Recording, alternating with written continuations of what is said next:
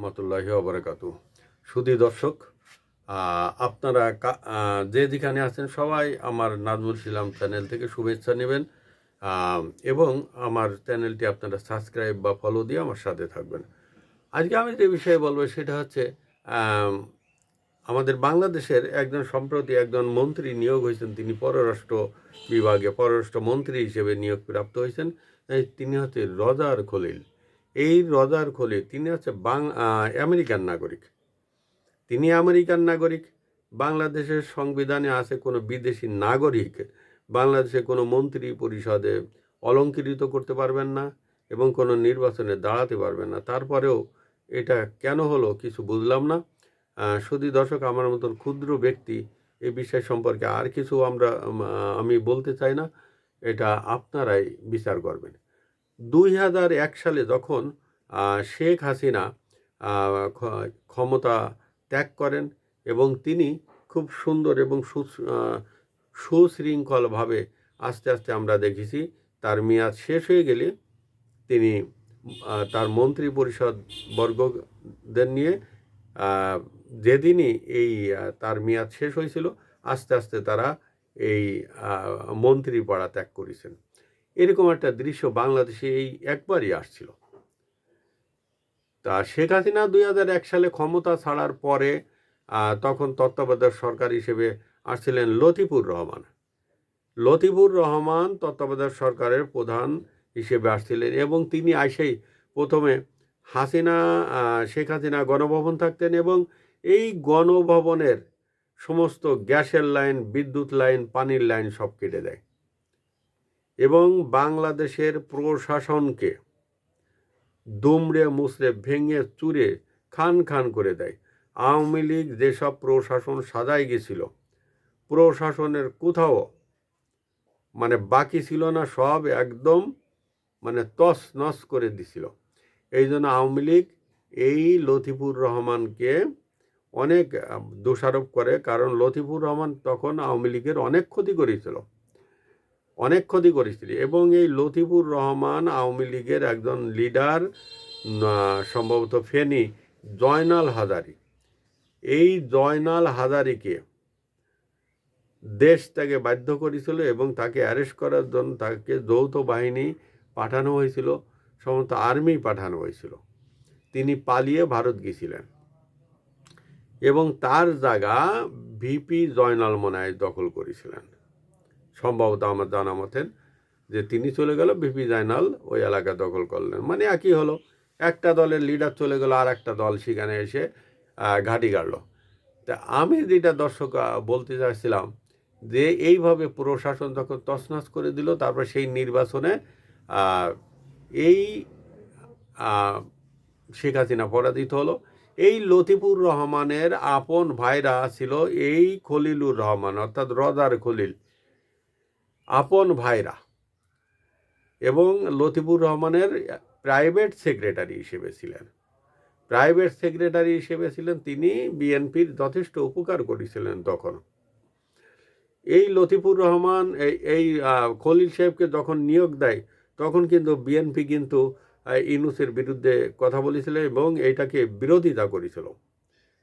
এই খলিল সাহেবকে নিয়োগ দেওয়ার পরে এটা প্রতিবাদও করেছিলেন যে কেন খলিল সাহেবকে, তিনি একজন বিদেশি নাগরিক, তাকে বিদেশ থেকে এনে কেন নিয়োগ দিতে হবে।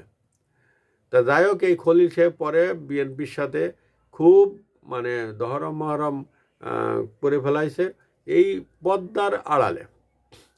এবং যেই ইউনূস আছে জামাত এবং এনসিপির সরকার, এই জামাত এবং এনসিপি এই ইউনূসকে নিয়োগ দিছিলেন।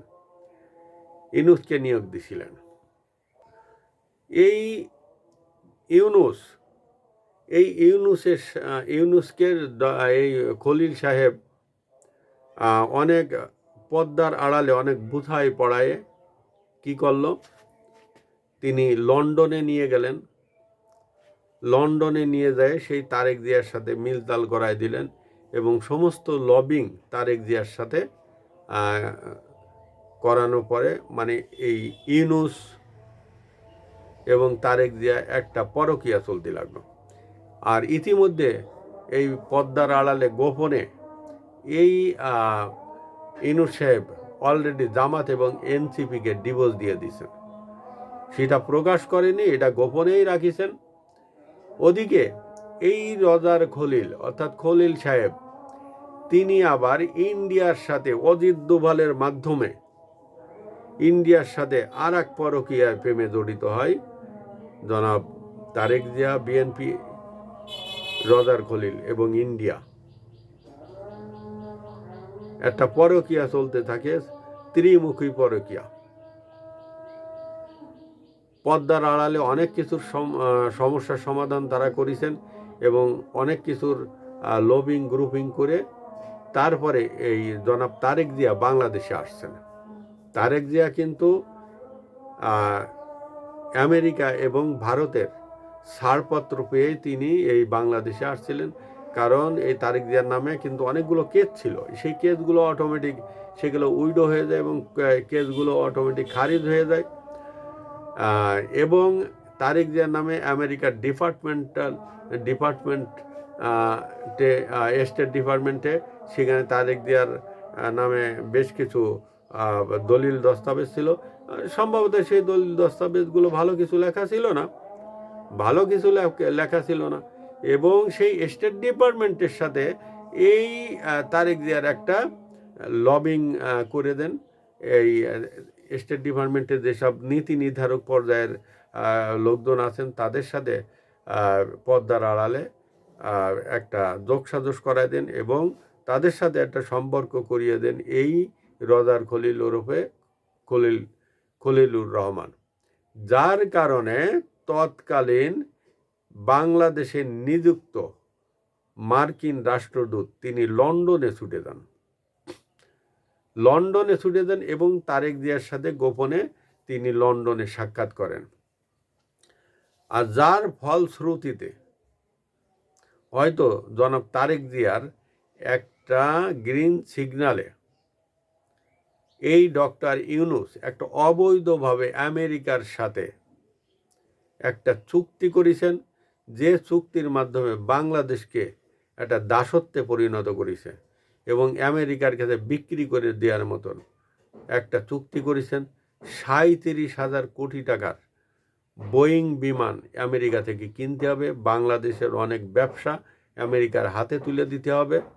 বাংলাদেশের যেমন এই যে পোলট্রি সামগ্রী, ডিম টিমি, এই ধরনের কিছু জিনিস আছে, দুগ্ধজাত পণ্য আছে যেগুলো আমেরিকা থেকে বাংলাদেশে ঢুকবে বিনা শুল্কে এবং আমেরিকার এই পণ্যগুলোর উপরে আমেরিকা তাদের দেশে ভর্তুকি দেয়, কিন্তু বাংলাদেশের কোনো সরকার এই পণ্যগুলোর উপর বাংলাদেশের কোনো কৃষকদের ভর্তুকি দিতে পারবে না।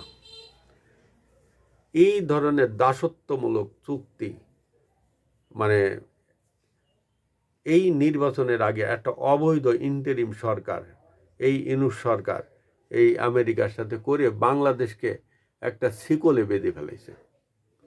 সুধী দর্শক, সেই পরকীয়ার একটা ফসল আছে এই ডক্টর খলিল, যাকে বিএনপি সরকার বাংলাদেশের পররাষ্ট্রমন্ত্রী বানাইছে তার এই ম্যাটিকুলাস ডিজাইনের কারণে, এবং তিনি পুরস্কৃত হয়েছেন। আজ তিনি বাংলাদেশের পররাষ্ট্রমন্ত্রী। দেখি এই পরকীয়া কতদূর চলে। আসসালামু আলাইকুম ওয়া রাহমাতুল্লাহি ওয়া বারাকাতুহু।